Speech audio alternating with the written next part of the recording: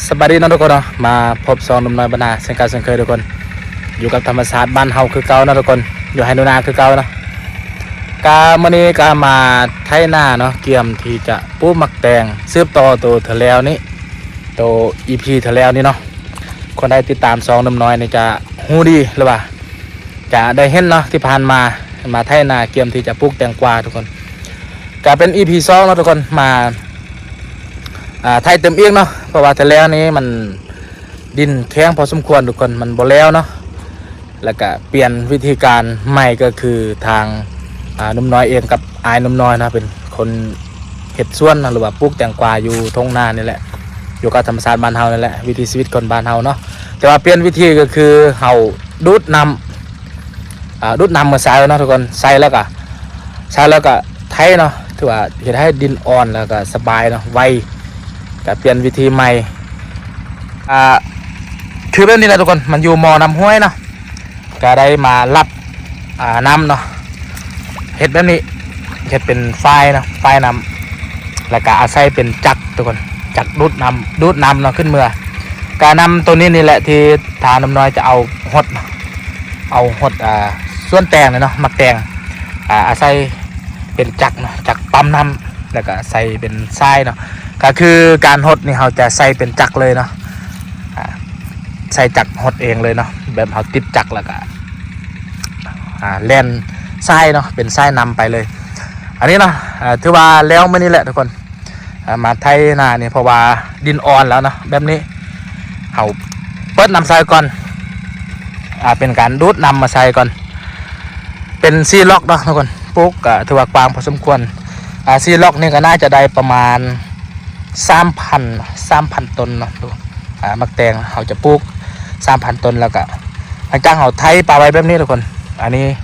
ตัวแรกๆตอนที่เขาไถนะเขาไถปลาไว้ตัวนี้เขาตากแดดปลาไว้นะหลังจากนั้นเขาจะมาขึ้นคลองทุกคนเขาเฮ็ดเป็นแถวเราขึ้นคลองทุกคนติดตามไว้นะ FC ทุกคนติดตามไว้แล้วเดี๋ยวหนุ่มน้อยจะค่อยอัพให้ทุกคนได้เบิ่งแล้วก็ได้เรียนรู้นำกันเนาะอันนี้เป็นล็อกที่3ทุกคนล็อกนี้เนาะ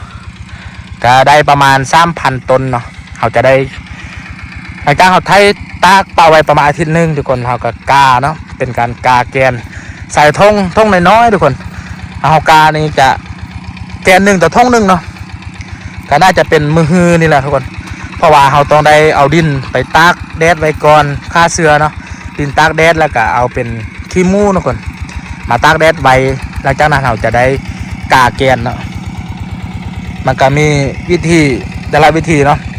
คือแบบนี้เราได้มาขึ้นคลองทุกคนเอาให้เป็นน้ำไปเนาะเราขึ้นคลองเราเห็ดเป็นทางยางแดงเนาะแล้วก็แล่นท่อน้ำแล่นท่อน้ำเป็นแถวไปเนาะปลูกมักแตงเนาะแล่นท่อน้ำแล้วก็หลังจากมักแตงขึ้นแล้วก็ได้เห็ดเป็นหางเลยทุกคนหางมักแตงเนาะได้มาเห็ด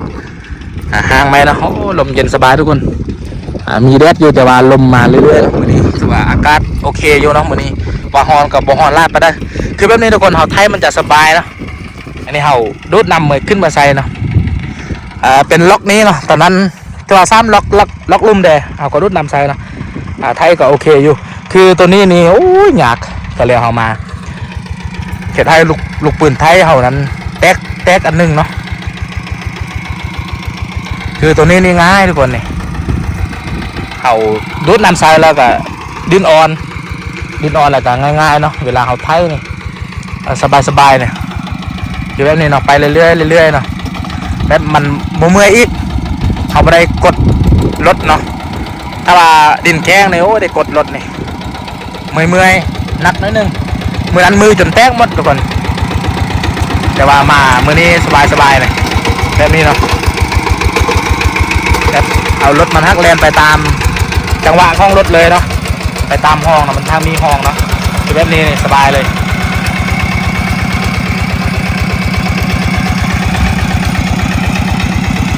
เอาน้ำใส่ก็ถือว่าสบายแบบนี้เนาะดินอ่อนๆทุกคนแกตากไว้ประมาณอาทิตย์นึงหมดแหละตามที่นุ่มน้อยว่าไปเนาะเดี๋ยวนี้เขาตัวจะกะเกียมขี้มูแล้วก็กะเกียมดินหลังจากนั้นเขาตากแดดไว้มือ1 2 มือเนาะล่ะหลังจากนั้นเขาก็จะได้กาเนาะกาเกียนมักแตง เดี๋ยวทางหนุ่มน้อยจะให้ทุกคนได้เบิ้งเนาะวิธีนะการกาแกนมักแตงมาเขามี 3,000 เม็ดเขาก็ต้องได้กา 3,000 ทงเนาะเพราะว่าทงละเม็ดเนาะทงละหน่วยละหน่วยเนาะเป็นแกนมักแตงอันนี้เป็นขี้มูที่ไปเอามือเสาทุกคนเอามาตากไว้3,000 นี่ประมาณนี้น่าจะพออยู่เนาะประมาณเป่าครึ่งขี้มูเป่าครึ่งนี่ตากเป่าไว้นี่แหละประมาณมือเนาะมือนี่จะได้ไปโลเอาดินเนาะทุกคนมาตากแดดไว้แบบนี้มือไปแหละได้กาเนาะเอาดินแล้วก็ขี้มูผสมกันแล้วก็กาเดี๋ยวนุ่มน้อยจะให้ทุกคนได้เบิ่งอีกวิธีการผสมเนาะผสมสักส่วนนี้ประมาณใดแล้วก็ซ่องมาแล้วก็วิธีการกาเนาะกาแกนกานี่ก็อาทิตย์นึงแหละได้ปลูกเนาะหลังจากเขากาแกนเป่าไว้เขาก็จะได้ไปจะขึ้นคลองไว้เนาะตัวนี้เราขึ้นคลองไว้เป็นเที่ยวขึ้นคลองไว้แล้วก็จะได้เล่นท่อน้ำหลังจากครบกำหนดในการกาแล้วกาต้นมักแตงเนาะแกนมักแตงแล้วเขาก็ได้เอามาปลูกหลังจากเขาปลูกแล้วมันขึ้นพอประมาณเราก็ได้ขึ้นห่างเนาะห่างให้มักแตงไตขึ้นเนาะทุกคนหลังจากนี้เขาไถป่าไว้แล้วก็ได้กะเกี่ยมไม้เนาะลักเป็นลักเนาะเป็นไม้ไล่เฮ็ดเป็นลักไว้เห็ดห่างมักแตงเนาะเอาไถปลาไว้แล้วก็ไปโละเอาไม้ไล่เนาะหลังจากนั้นคนที่มีงบประมาณไล่นี่เอาเล็กก็ได้ทุกคนในการเห็ดห่างมักแตงนะแต่ว่าถ้าเอาปลูกไล่แบบนี้เขาก็เอาเล็กเขาได้ซื้อเขาได้ใส่งบไล่เนาะเพราะว่าในการที่เขาหดนี่เขาก็ต้องได้ใส่น้ำมันอยู่แล้วนะในการหักษา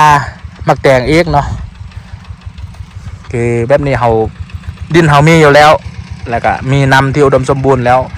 ก็มีแต่เขาลงมือเห็ดเลยเนาะนี่แหละวิถีชีวิตคนบ้านเขาเนี่ยก็อยู่กับธรรมชาตินะเห็ดในสิ่งที่เขามีอยู่แล้วทุกคนอยู่แล้วก็สุขใจสบายใจแบบนี้สุขกายสบายใจนะก็สบายคือน้ำน้อยมักนะวิถีชีวิตแบบนี้แบบบ้านเฮานี่เป็นEPที่2เด้อทุกคนอันนี้นะพูดกันได้ก็ฝากทุกคนเนาะติดตามไว้เพื่อจะบ่พลาดคลิปใหม่ๆแบบวิธีการเนาะตั้งแต่คือนุ่มน้อยว่าตั้งแต่เริ่มต้นจนจำได้มากได้พ้นหมดแล้วทุกคนเนาะเอาไปได้ก็ฝากทุกคนได้ไปกดไลค์กดแชร์กด Subscribe แล้วก็กดติดตามเนาะเพื่อทุกคนจะบ่พลาดคลิปใหม่ๆของนุ่มน้อยพบกันคลิปหน้า